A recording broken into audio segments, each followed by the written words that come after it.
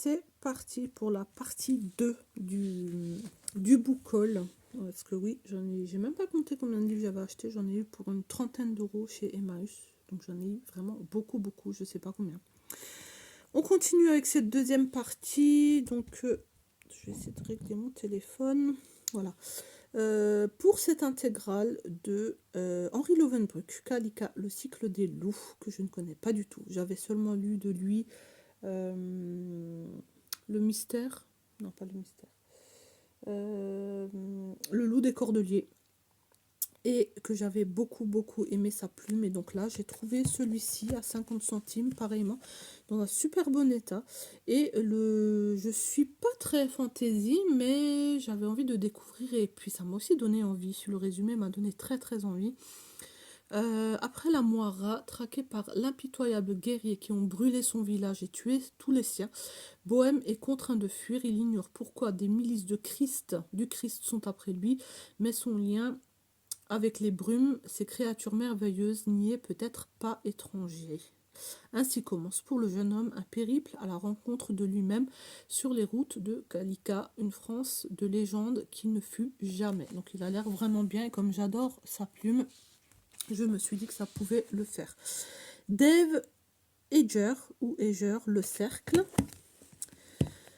Alors, de quoi ça cause celui-ci? Quand Mae Holland est embauchée par le cercle, elle n'en revient pas. Ce géant d'Internet relie email, réseaux sociaux et transactions bancaires dans un système universel, clé de voûte d'une société numérique prônant la civilité et la transparence. Mae se passionne pour son nouveau travail, même s'il absorbe entièrement, l'éloignant de ses proches, et même si elle s'expose aux yeux du monde en participant au dernier projet du cercle, une avancée technologique aussi considérable qu'inquiétant. Et moi j'adore tout ce qui est le thème des réseaux sociaux, tout ce qui est ce qu'on peut parler d'intelligence artificielle. Non, je pense plutôt que c'est un contrôle avec le internet en fait.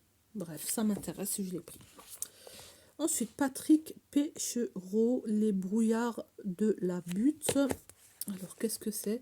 Dans le Paris de 1926, il est difficile de survivre sans un sou en poche. L'armistice de 1918 n'est pas loin, et les traces de la guerre sont encore présentes. Venu de Montpellier tenter sa chance à la capitale, Pipette en fait l'amère expérience. Laveur de bouteilles, collaborateur d'un journal à scandale, il multiplie les petits boulots. Le soir, il déclame des poèmes à Montmartre. Il y croise Lagoulu, André Breton et les surréalistes, les défenseurs de Sacco et Vanzetti. La nuit venue, en compagnie d'une bande d'illégalistes, il cambriole les riches pour arrondir les fins de mois. Un coup, c'est un peu d'argent, un autre quelques lingots, mais quand un coffre-fort s'ouvre sur une macabre découverte, c'est une bien sombre histoire qui commence. Voilà. Ensuite, Staffan Westerlund, Chant pour Jenny. Alors, qu'est-ce que c'était que ça? Qui sont les monstres? Quelque part au Brésil, un homme meurt d'une balle dans la tête. En Suède, une fillette qui aimait les oiseaux disparaît sans motif apparent et sans laisser leur moindre trace. L'avocate Inga Lisa Östergren, toujours aussi secrète et déroutante, totalement atypique et d'un pragmatisme inflexible, se voit de son côté confier la tâche délicate d'acculer au scandale une firme industrielle soupçonnée du meurtre de plusieurs milliers de personnes. Voilà. Alors, Kemnoon, Surf City, plusieurs fois celui-là, je l'ai pris, je l'ai relaissé, je l'ai pris, je l'ai relaissé. Et il était en plusieurs exemplaires. Je me suis dit, bon, 50 centimes, allez, on va le prendre pour le découvrir. Ike Tucker n'a jamais connu que la station Texaco et son oncle Gordon quand il quitte son coin de désert pour retrouver sa sœur Hélène disparue après avoir tenté sa chance sur les plages de Californie du Sud. Il ne sait rien du monde, il ne sait rien des hommes, il le découvrira en achetant une planche de surf pour se jeter à son tour dans les flots bleus du Pacifique et plonger dans les eaux noires des magouilles humaines. Le surf, c'est pas trop mon kiff, mais c'est pas grave, j'ai quand même envie de découvrir ce livre. Et celui-ci, je suis tellement contente de l'avoir trouvé en super bonne... Bon, il y a juste une petite trace là que je vais poncer et enlever, mais sinon il est en bon état. Le roman de Boda, de Héloïse de Bélissen. J'en avais aussi entendu beaucoup parler de ce livre-là. On connaît tous Nirvana, sa chanson, mais je ne me suis pas intéressée plus que ça au chanteur. Après, j'ai appris 2-3 petites choses sur lui, qu'il avait un ami imaginaire. En tant qu'adulte, il l'avait encore par après. Donc voilà, ça a quand même titillé ma curiosité. Je me suis dit, j'ai quand même envie de découvrir. J'ai juste donné un petit coup de nettoyage et ça va le faire. Comme Mark McCarthy, j'avais détesté le film. Je me suis dit, je vais quand même lire le livre. Parce que les films et les livres ne correspondent pas forcément. Vous connaissez, c'est un père et un fils en plein apocalypse. S'en vont pour se sauver. Puis voilà, on va voir ce que ça va donner en livre. Le violon du diable. Alors, je ne vous cache pas que la couverture me plaît énormément. De Douglas Preston et Lincoln Child. Qu'est-ce que c'est? Alors, oui, alors qui sinon le malin a tué Jeremy Grove, la critique d'art dont le corps calciné a été retrouvé dans le grenier de sa demeure fermée de l'intérieur, une chaleur suffocante, une insoutenable odeur de soufre et surtout reconnaissable entre toutes cette empreinte de pieds fourchus. Voilà. J'adore cette collection de folios, donc j'en ai pris tout plein. Dominique Manotti, L'évasion. Alors, à la fin des années 1980, Filippo, petit voyou italien, s'évade de prison avec Carlo, un ancien activiste des Brigades Rouges. Si Carlo est tué quelques semaines plus tard dans un braquage, Filippo lui arrive à Paris où il découvre le milieu des réfugiés politiques italiens et les zones d'ombre des années de plomb, mais aussi les méthodes de police françaises et italiennes et des services de renseignement. Devenu veilleur de nuit pour combler sa solitude, il commence à écrire et raconte son histoire, ou ce qu'il voudrait être son histoire. Ensuite, alors celui-ci, je les ai trouvés en boîte aux livres, les 3 que je vais vous présenter. Laurent Guillaume, Au coin du ciel brûlant, en super bon état, je suis trop contente. Sierra Leone 92, la vie de Neil Yeboah bascule sans prévenir dans les horreurs de la guerre civile qui ensanglante son pays. Enrôlé de force dans un groupe armé, il devient un enfant soldat. Son destin fracassé résonnera jusqu'en Europe plusieurs décennies plus tard. Celui-ci aussi, on en avait beaucoup parlé. Je suis contente de l'avoir trouvé aussi en boîte aux livres. J'ai pas envie de lire le résumé pour pas me spoiler, donc je le garde comme ça. Je vous montre juste la couverture. Je pense que vous en avez entendu parler. Antoine Renan, pareil, S'adapter ou mourir. Je l'avais déjà lu et j'essaye d'avoir tous ses livres à lui, donc je l'ai pris. Et je suis bien contente de l'avoir trouvé. Ensuite, j'ai celui-ci, Sheridan Le Fanu. J'aime bien les petits livres à 2 € qui sont tout petits et faciles à lire entre 2 gros pavés. Dans un châtain de la lointaine Styrie au début du 19e siècle, vit une jeune fille solitaire et maladive. Lorsque surgit d'un attelage accidenté la silhouette ravissante de Carmilla, une vie nouvelle commence pour l'héroïne, tandis qu'une inquiétante torpeur s'empare de celle qui bientôt ne peut plus résister à la séduction de Carmilla. Une étrange maladie se répand dans la région. Ensuite, j'ai trouvé celui-ci, le bibliothécaire Larry Bainhard.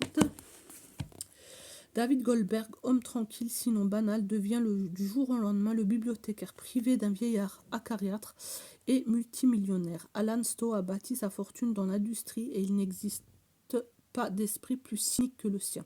Il est surtout à quelques jours d'une élection présidentielle serrée, le plus grand bailleur des fonds du Parti républicain. Goldberg a classé les papiers de l'homme d'affaires se retrouve traqué. Il faut dire que le président sortant candidat à sa propre succession, gosse de riche, va en guerre et ancien alcoolique reconverti en fou de Dieu, voit d'un très mauvais œil les possibles découvertes de Goldberg. Voilà, on va voir ce que ça va donner.